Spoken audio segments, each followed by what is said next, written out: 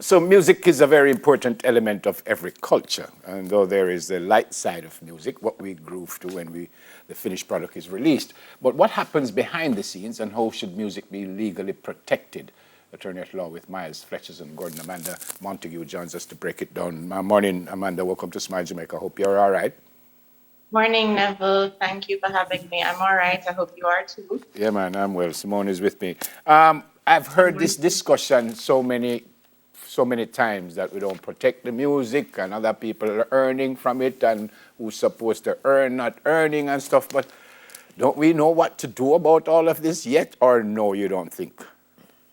I mean, we certainly do know what to do. As to how many artists and persons in the music industry directly know what to do, I can't say, but it is a gap that we have where our music is being exploited or artists' music are being played without them receiving the requisite royalties. And all of those problems are problems which continue to plague the music industry.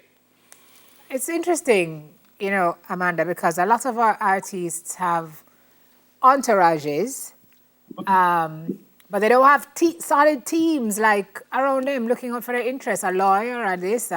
I'm sure that people like yourself would advise artists to do that, but I don't understand what the bugbear is, especially when they see what's happening across the world with artists and how they've been losing out where their music is concerned.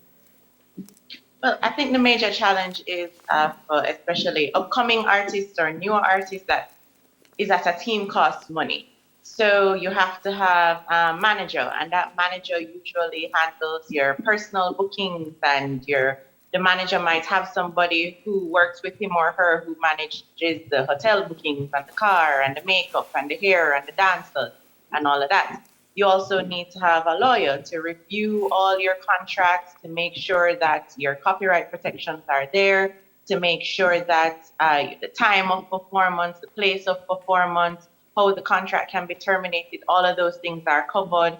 You also perhaps need to have a marketing team or a distribution team who will upload your music to YouTube or Spotify or Apple Music or whatever it is, and make sure that your marketing is in tiptoe shape. Perhaps you need to have a social media manager social media is so important nowadays. So perhaps you need a manager to handle your Instagram and Twitter and all of that. So I think the biggest challenge is that management team or the team that is responsible for an artist can cost the artist, and for upcoming artists, they may not have those resources immediately in starting their career. But wouldn't all of those people know that they won't earn until I earn? Or it don't go so? And I'm being serious. I'm being serious when I say that. They ought to know that, and most of these people, well, managers will certainly have a commission, perhaps producers also have a commission, but the lawyer and the social media manager and so on are probably being paid on a retainer basis or on a case-by-case basis. So while all of these people know that you need to earn, the artist needs to earn so that they can earn, it's still a balancing exercise. It's still all these people, they have to be paid for their services too. Yeah. So you'll find that more seasoned artists or more established artists have these teams in place. Yeah, you speak about it costing to have a team. Oftentimes it costs more not to have a team, right? So for the young artist that you referenced, or the person who's just starting out or just building a solid career, of all the persons you just mentioned in your previous response, who do you think the first person, an artist who is starting to build, should have on his or her roster before you build out the entire team? Would the lawyer be the first person? Of course. Well, I think the manager should be first. So an artist needs to have a good manager who has his best interests at heart, but with that manager will come a management contract. So when you find the manager, before you even sign the contract, you need to have a lawyer look over that contract. So many times you hear artists say, oh, I didn't know that clause was in there, or I didn't realize this commission was so high. I didn't realize that the management contract also gave the manager authorship over my music. So you absolutely need to have to find the manager and then actually retain a lawyer to review that management contract. That's critical. Who writes that contract? The manager or me, the artist? The manager will usually have his lawyer draft the contract and then proffer it to the artist. Sometimes artists are so eager to sign that they just, go ahead and sign. But that artist should get his own lawyer and have his lawyer review that contract. Most of the time, the contracts will contain a clause that said that the artist received independent legal advice. And then the artist goes ahead and signs to that without actually having received the independent legal advice. And then end up into problems. What Yes. about the notion where artists are handling their own business via WhatsApp, via email, that's a big no-no, don't it? It has become more popular nowadays, especially for the more seasoned artists who know the business. But the truth is that being an artist is a career in and of itself. Being an artist manager is a career in and of itself as well. So trying to balance those two can sometimes lead to disorganization, can sometimes lead to delay in, for example, sending the flight details or the itinerary. Imagine the artist is trying to show up for the show and book the flight and send it to the host and all of that. So it's not the best practice, but some artists do it. And at the end of the day, the artists are trying to protect their earnings. So sometimes the manager's commission is, more than 50%. So they will try to cut out the manager and do all these things themselves. Did you say sometimes the manager's commission is more than 50%? Yes, I've seen it. And sometimes it has a clause where the commission decreases based on how, or even increases based on how long the artist is performing or how long the artist is in business. So every year it would increase incrementally or decrease. It really depends on what the parties agree to. Wow. I know there are different areas in law. Is a lawyer, or when it comes to an artist, do I have to be specific who I go to, or I can just call in a lawyer and say, boy, look on this contract for me? Well, certainly not. You need a lawyer with experience in drafting and reviewing civil and commercial contracts. An artist contract with an event host or a manager is at the end of the day a commercial contract, and it needs to be viewed by a lawyer with expertise in those areas. If you have a lawyer that has expertise in commercial contracts in the entertainment industry, even better. But certainly a criminal lawyer may not be equipped to provide the most adequate advice on a contract such as that. Yeah.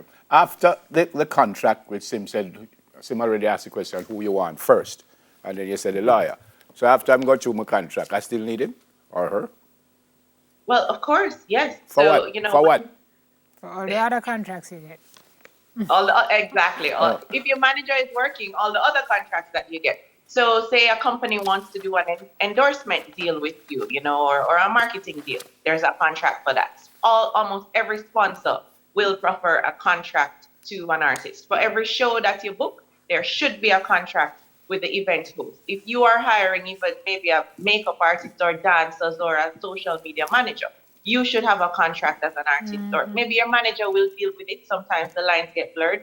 But almost every engagement that you have with a third party ought to be governed by a contract, preferably in writing, and that should be reviewed by a lawyer. And Amanda, what you really want in terms of best practice is somebody on retainer, right? You don't want to be using a different lawyer every time. It's ideal to have one lawyer. That lawyer, after a while, understands your business. You develop a personal relationship. That they have your best interest at heart. And it's ideal to have a lawyer that has, commercial contract experience, but also experience in varied areas. So, if you have another personal family issue or maybe a criminal issue arises, that lawyer can assist or refer you to someone who can assist. Yeah. Okay. You said contract preferably in writing. How else? Just me shake somebody and that is a contract? Well, you can have oral contracts. So if I say, Neville, will you come and perform at my show for $500,000 and you say, yes, I will come at 9 o'clock, that is a contract. Of course, it saves a lot of time out of court and possibly inside court when that is in writing, because the law is that once a contract is in writing, the written provisions govern the the terms of the contract. Of course, if it's oral and it's a he said, she said, it becomes much more difficult. Yeah. Nowadays, we're seeing a lot more contracts formed via WhatsApp and text message and voice note, but all of those are acceptable forms of forming the contract. As long as there's an offer, acceptance, and payment made, a contract is in place. Okay. So it's no better than I get the manager must be my lawyer and my agent one time. That can work one time. You couldn't do 3 in that? 1. No. You buy one and Eh? get 2 free. That can work? No, I wouldn't advise that, Nestle, just because that can lead to so many conflicts of interest situations. Absolutely. Yes, so, you need an independent, objective person reviewing your manager's contracts. And you can't have, those two persons should not be Yeah. the same. It was kind of tongue-in-cheek, but the more you answer it, I wonder why it shouldn't be or couldn't be like that. I trust you. You're the lawyer for me. Why couldn't you be my manager? And I'm being serious now. Why couldn't you be the manager and the lawyer at the same time? Well, of course, for the conflict of interest situations, now imagine that the manager drafts a management contract, gives it to the artist, and it has provisions in there that are unfair to the artist or perhaps unenforceable or illegal. And that manager is also the lawyer. It may present gray areas or there may be the potential for the manager to not fully disclose or to not perfectly advise his client in the same way that an independent, objective third-party lawyer would. So that is ideal. But as I said at the start, I trust you. So I don't expect you to do nothing Well, that's the untoward. problem usually because many people start out with the trust and they don't expect, and then that's when they're taken advantage of because the manager / every other things that you said knows that this person trusts them with everything, and then by the time you look, you're broke. Yeah, but Amanda not going to do that to nobody. I'm not saying Amanda is my lawyer. You're talking about manager. Amanda or you're talking about generally?